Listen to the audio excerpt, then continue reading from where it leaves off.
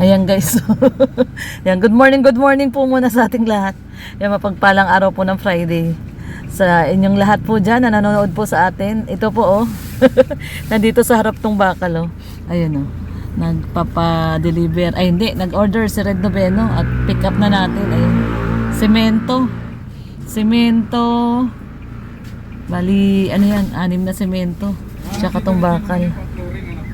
Ay, patay mo aircon pala. Tsaka pambakal oh. Ayan. So ayan, semento pang flooring po ito sa kwarto, pang flooring. Sabi ni Kuya Mingming. Sabi ni Kuya doon na ito yung nagdadala ng semento. Ayan, Kuya. Sabi niya kay Summer, Ming. Akala niya Mingming si Summer. Ayun po guys oh. Akala niya Mingming si Summer. Ayan. Hindi po Mingming si Summer. Kaya na din po yung galing. Si Doggy po yan. Talagang walang mabila. Sarado lahat ng Ayan oh. So yan, 6 po na semento. Tsaka 10 po tong bakal. 10 bakal po. Para po sa flooring to doon sa kwarto kasi lalagyan muna ng bubuhusan muna ng graba yung flooring. Tapos pagkabuhos, lalagyan ng lalatagan ng bakal. At saka uli bubuhusan ng semento.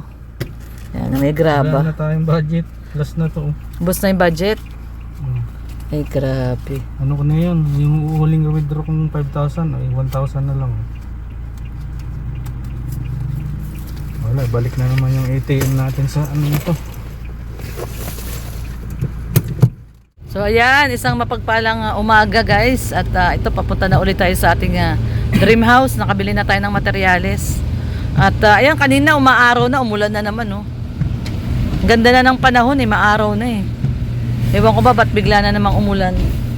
Itong dait talaga, hindi mo maintindihan minsan Aaraw, tapos biglang uulan. Walang katapusang ulan. May gitsang linggo ng ulan. So, ayan, samahan nyo po kami. Doon sa nagtatanong nga pala, may nagtatanong doon sa comment section ni Red Noveno. Ano tanong sa'yo? Ha? Ano tanong sa'yo? Mahal daw kita. So, dati. Anong dati? Hindi, ang tanong sa kanya, kung bakit hindi ka na nagluluto? Oo. Yun. Panluto. Mahirap magluto na walang panluto. Wala nang pamalengke. Wala na pong pamalengke. Makikikain na lang kami kila Rhea.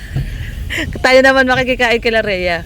Hindi, doon sa mga trabahador. Ito po ang kasagutan doon. Kasi po, ang mga trabahador po natin ngayon ay pakyawan na po. No, Manny Pacquiao na sila. Puro na sila Manny Pacquiao. Ang ibig po sabihin ng Pacquiao, kontrata na po. No? Kontrata na po tayo. Hindi na po tayo nag-aarawan at wala na po tayong pang-arawan. So, ang ginagawa po namin ni Red ay kontrata, no? Pakyaw na po ng gagawin. Portion. Kunwari, itong flooring, ganyan, papapresyuhan namin sa kanila kung magkano.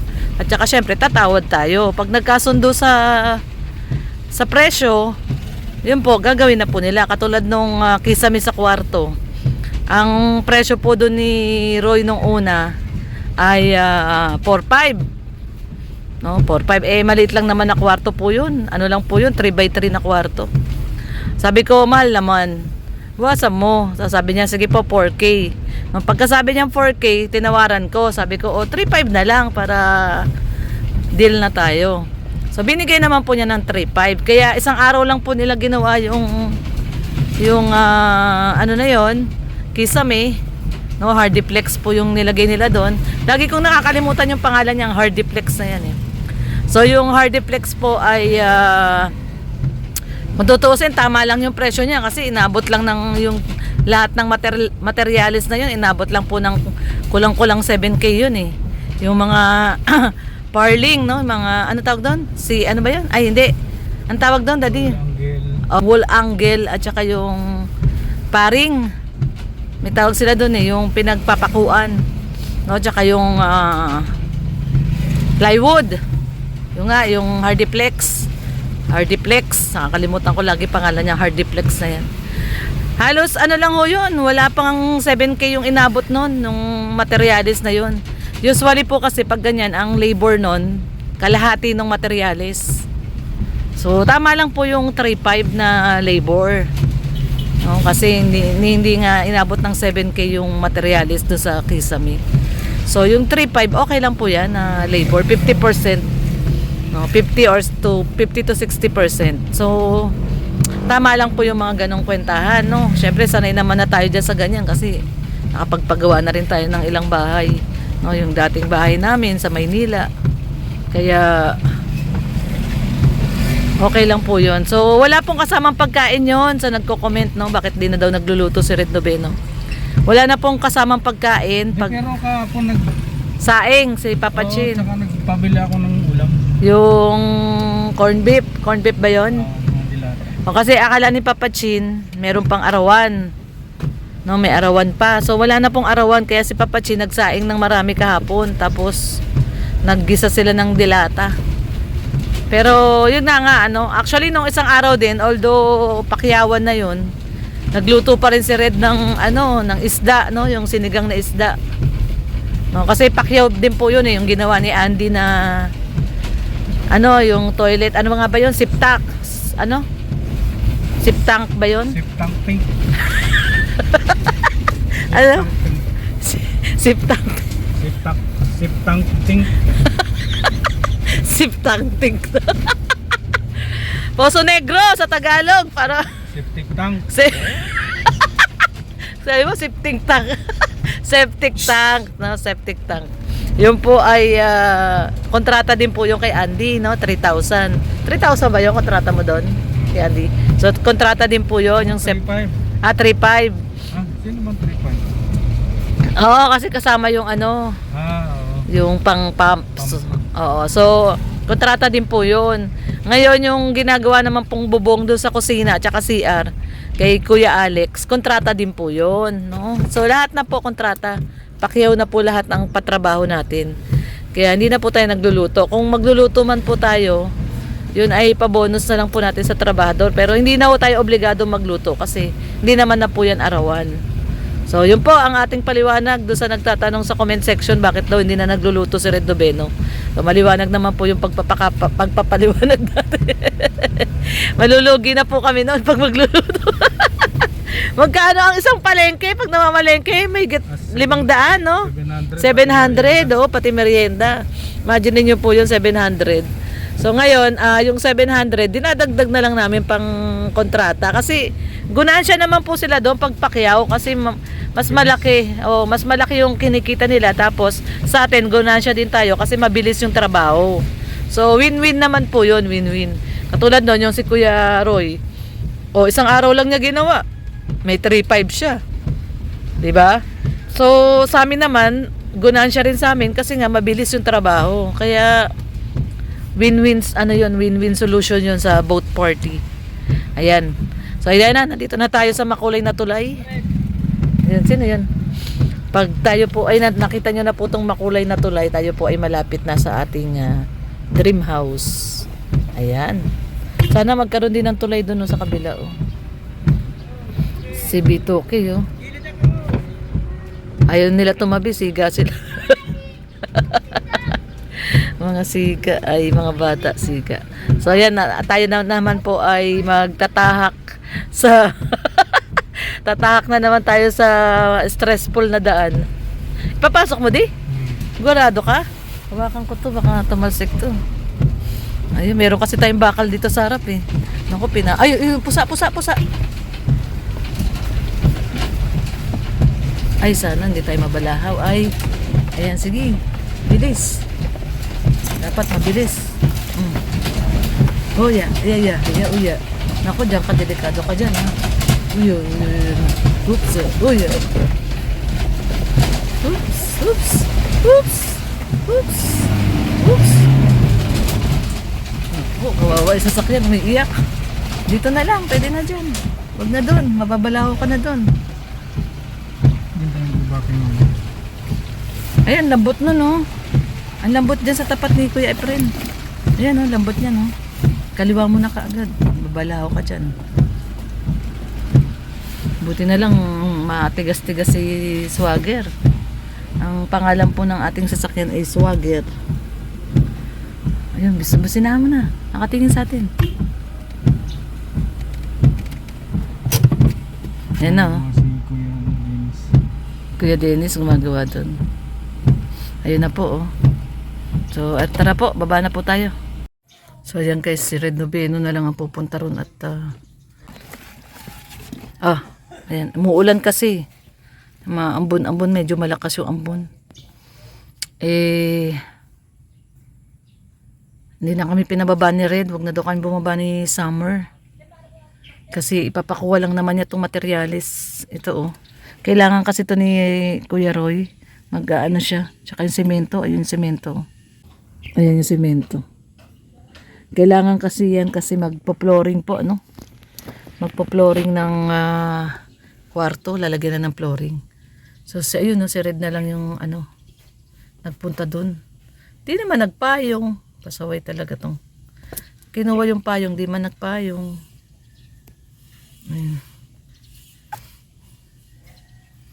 Medyo malakas po kasi ulan. Yung ambon pala. Nagda daw kami bumaba ni Summer. Ipapakuha lang daw niya yung ano. Ayun na si Red oh. Ayun. Ayun na. Andun na. May kalabaw kasi. Wag na daw akong sumama at wag na daw ibaba si Summer. Papakuha lang daw niya yung materyales. Iwan na kami dito at ano. May pupuntahan pa po kami. Nadali namin sa veterinary si Summer kasi pa-injection na namin 5-in-1. Yung may anti-parvo din po yun para hindi siya ma-parvo. Ang daming aso dito. Madami po kasing aso dito kaya pag dinadala namin kinukulong namin. Kasi pag makawala ba, takbo ng takbo yan. Naku, hindi niyo po mahuli yan. Matindi yan si Summer eh. Yan o, tahimik lang siya. Ayun, natulog o. Tulog. Tulog yung aming bebe. Ayan, tulog lang siya. Kaya kinukulong namin guys kasi delikado pag hindi ikulong. Tapos ang daming aso, maraming aso. Pero pag nasa bahay naman po, kawala naman siya doon sa loob ng bahay. Pag umaalis lang, kasama po namin lagi yan, di po namin iniiwan yan. So kaya sabi ko nga kay Red, dali namin sa vet kung pwede na siyang injectionan ng 5-in-1, pa-injectionan na namin kasi magto 2 months pa lang po kasi siya. So baka hindi pa pwede. Sabi kasi nung iba 3 months daw bago pa-injectionan. Pero itry lang din namin kasi lagi namin kasama sa labas. Kaya itry po namin na mapa-injectionan ng 5-in-1. Tapos siguro pag mga 6 months na siya yung 7-in-1. Para ano lang, tumibay yung katawan niya. Ayan, so ayan na yung ating bahay. Kitang-kita po dito. Sa hilera po na to, tayo yung may kauna-unahang bahay. Itong hilera na to na ano. Ito oh. Itong street na to. Kami yung una doon na may bahay. Susunod na si Tuper. Sunod na si Tuper. Tapos si Agul doon din siya sa kabilang side eh. Doon yung kasada niya eh. Itong hilera po na to. Itong hilera na to. Tayo yung unang may pabahay dyan. Tapos sa tabi natin, ayan si Tuper, magpapaumpisa na rin. So, ayun si Rhea, mag-umpisa na rin sila. So, ayun po, at hinahakot na nila yung semento. Si Kuya Roy, at saka yung kanyang labor. Ayan, kontrata po yan. Ayan, pinakontrata na. Pakyaw po lahat ng ginagawa dyan ngayon sa bahay. Pinapapakyaw namin para mabilis din po. So, ayun na, hinahakot na nila yung semento. Ayun si Red oh. Kung sana na ipapasok na doon yung sasakyan doon sa loob, walang problema, hindi na sila magbubuhat ng ng malayo. Wala eh, hindi namin maipasok eh, parang parang sakahan eh. Yang po na yan, yung daan na yan, puro tubig yan, parang sakahan. Kulang na lang taniman ng palay. Hindi namin alam baka palayan to eh. So yun si Red oh, nagbablog si Red dun. Mamaya titignan natin yung matatapos nila na ano, buhos ng flooring. Buhusan yung flooring.